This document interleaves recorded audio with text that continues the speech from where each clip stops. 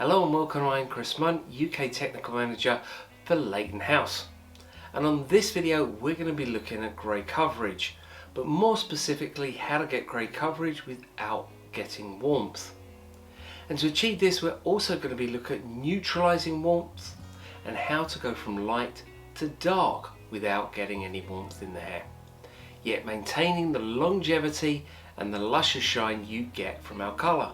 So to help demonstrate this today, I've got my block with me, and as you can see it's a block that has four colours on it. We have a natural colour over this side, we have some grey hair over this side, we have a pre-lightened section over this side, and then on this side we've got a very sort of coppery gold colour. So what we're going to talk about today is how we're going to colour each of these panels, the technique we're going to use, the colours we're going to use, so that we get a nice even coverage but on a cooler base. So the first panel we're going to take a look at is the lightest panel, and we're going to work our way down because each panel will help explain when we come to the grey hair and the resistant hair what can also be happening that gives you a warm result. So you may simply be going for your 5-0 or your 550 to cover grey hair, but you're still finding warmth coming through in that.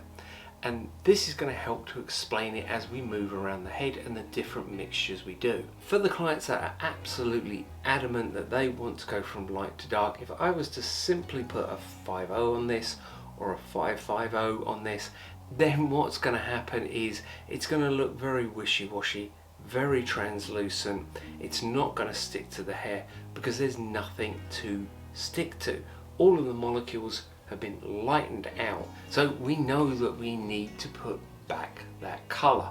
So when you're lightening hair, as soon as you apply the lightener to the hair, the first colour you see come through is red, then you get your red orange, your orange gold, and then finally hopefully you get your pale yellow come through. So when we're dropping back down, if we're going back down to a 5 and below, we need to put red back in the hair. If we're going to a 6 to an 8, we need to put copper back in the hair. And even if the hair is very porous, very dry, and we just want to drop a couple of shades, you do sometimes, if the hair is very white and very porous, need to put some gold or pale yellow back in the hair to make that colour adhere to the hair. Now the thought of putting red on this and then getting a cool colour can be a little bit scary, but it can be done, and there are a number of ways in which we can do this. And sometimes it's down to client's hair, sometimes it's down to the time you simply have in the salon. Now the best way to do this is to pre-fill the hair. So you're going to mix up your 0.6 with some water, lightly brush this over the hair, leave it for about 10 minutes, rinse it off, dry it, and then you're going to put your colour over the top of that. Now that can be a very long-winded process, and you may not have time when you're in the salon to do that. The other option is to go in and fill it with another colour. So the 021 is a cool filler for the hair, so we can add some of this to our target colour, in this case a 5, and that's going to help it cool down, make sure that red doesn't come through. Now I usually do a quarter, but you can go up to a half, you can go up to 3/4, but that is going to give you a very flat colour. So what we're going to do is we're going to pre-fill this, like I said, with the 0.6 and some water, rinse that off, dry the hair, and then we're going to put 3/4 of our 5-0 and a quarter of our 5021. We're going to do that with 3%, and we're going to do that with our 3% because we're going darker. Next we come to our very coppery colour. Okay, this is probably actually harder to deal with than the pre-lightened hair. There is a massive amount of undertone here. It is very, very difficult to sort of neutralize this out, but we can do it. So in this instance, again, our target colour is 5. We're going darker, so we're going to be using our 3%. But in this instance, we're using our 1, 8. So the 1 is blue and the 8 is a blue violet. Now we don't make a 5.18, but you can make them using the illuminates. Now the illuminates, if you have never used them, are fantastic. They're pure tone, and what you can do is you can add these into your colors to make the colors more vibrant, or you can add them into the color to neutralize unwanted tone, which is exactly what we're going to do on this panel here. Okay, so I'm going to be using my 5.0 again, and I'm going to be adding in 1/4 of my 0.1 illuminate and 1/8 of my 0.8 illuminate. Now the 0.8 illuminate is new to the illuminates, and if you didn't want to do this, if you're a little bit worried, we do a 6.18, so you could add in 1/4 of your 6.18 into your 5 just to get the tone. Now finally, our grey hair. Now our grey hair is very difficult to deal with because it really depends on not really how much grey they have, but how resistant that grey is.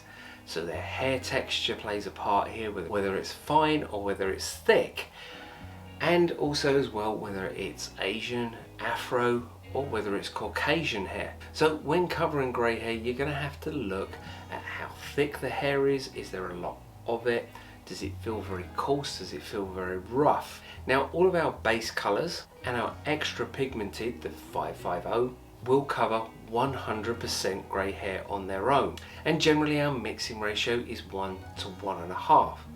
However, moving to a 1:1 mixing ratio gives you much more deposit of tone on the hair and can help cover grey hair.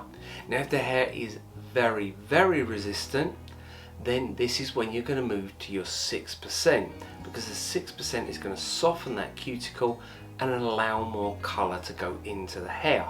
But again, this is where you can get warmth coming through. 3% roughly has about 1/2 to 1 level of lift in it. 6% has 1 to 2 levels of lift in it. So even though we're mixing our 6% at a 1:1 ratio, we're going to get more lift, more of these natural pigments, the reds, the coppers, or the gold coming through the hair. So on a base 5 you might get a lot more sort of red coming through. On a base 7, 8 you're going to get a lot more copper gold coming through. So you're going to have to counteract these tones. So once again we're going to be using our 021. So the 2 being violet and the 1 being blue, and this is going to cover really both of our options here. We've got the violet to neutralize any gold, and we've got the 0.1 to neutralize any copper.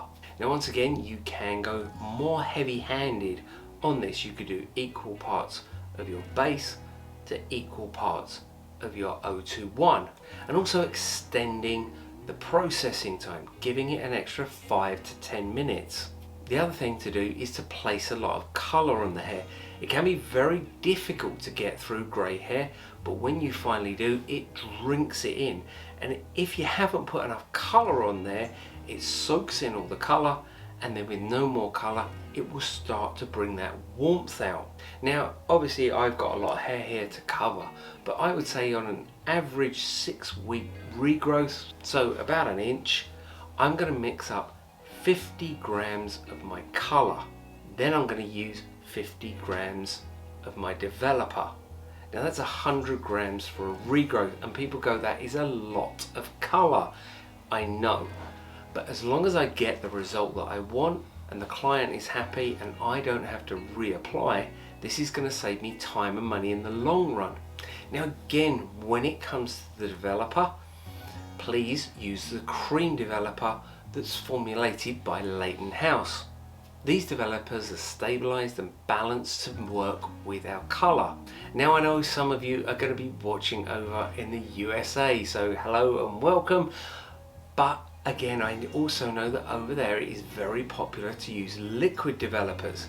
Now, liquid developers have their advantages, but they have their disadvantages. And a couple of the disadvantages are, it changes the consistency of our color. So you may not think that's such a big thing, but how it adheres to the hair, how it sticks to the hair, and how it's absorbed into the hair does make a difference. And the other thing is, liquid developers are not stabilized. So what this means is they're not really designed to be used with our color. So just bear that in mind when you're using our color. So we have 3 quadrants to color on this head.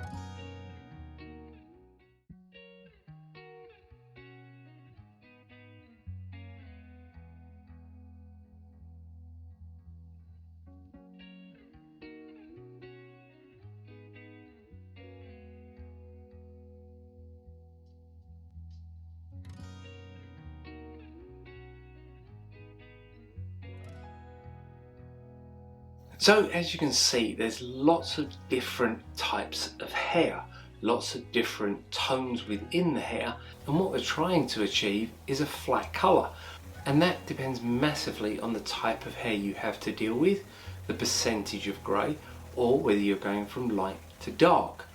But by using the colours we have on the colour chart, using the 0.21, which is a violet blue, or by using the 0.18, which is a blue violet, we can counteract the different types of tone within the hair to achieve a very flat coverage. Now you may be looking for one colour that does everything, and that would be lovely, but it's simply not possible because you never know what reflex, which underlying tone that client is going to have. Is it going to be red? Is it going to be copper? Is it going to be yellow? And you're going to need to adjust your formulas likewise to counteract this. But all of these things are possible using the colours that are on the colour chart.